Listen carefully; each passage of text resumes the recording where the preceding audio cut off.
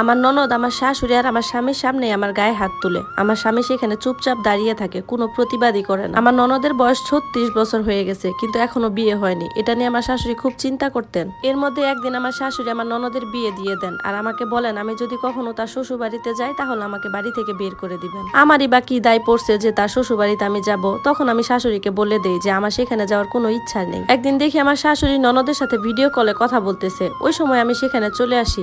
তখনই আমি ননদের জামাইয়ের মুখটা দেখতে পাই, কারণ সে তো আমারই পরিচিত। আমার বিয়ের প্রথম দিকে আমি বুঝতে পেরেছিলাম যে আমাকে আমার শাশুড়ির পাশাপাশি ননদকেও খুশি রাখতে হবে। আমার স্বামী আমাকে খুব ভালোবাসে আর শাশুড়ি মা খুব নরম মনে মানুষ ছিলেন, কিন্তু সমস্যা ছিল আমার ননদ।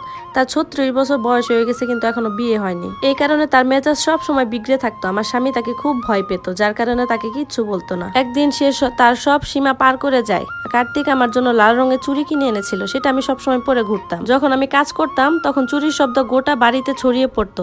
তো একদিন এরকম কাজ করার সময় আমার ননদ রেগে মেগে ঘরের বাইরে চলে আসে। তুমি এই চুড়িগুলো আমাকে দেখানোর জন্য পরো, তাই না? তোমার 18 বছর বয়সে বিয়ে হয়েছে আর আমার দেখো 36 বছর বয়স, এখন অব্দি আমার মা বাবার ঘরেই আমি আছি। এই জন্য তোমার খুব অহংকার, তাই না? আমার ননদের এরকম রূপ দেখে আমি তো খুব ভয় পেয়ে যাই। তখন তাকে বলি, আপু আপনি যেমনটা ভাবছেন ঠিক তেমনটা না। কার্তিক আমাকে এই চুড়িগুলো এনে দিছে, আমি তো আপনাকে দেখানোর জন্য না, বরং ওকে দেখানোর জন্য এটা পরে থাকি। তখন মিতালি দিদি জোরে জোরে কান্না শুরু করে দেয়।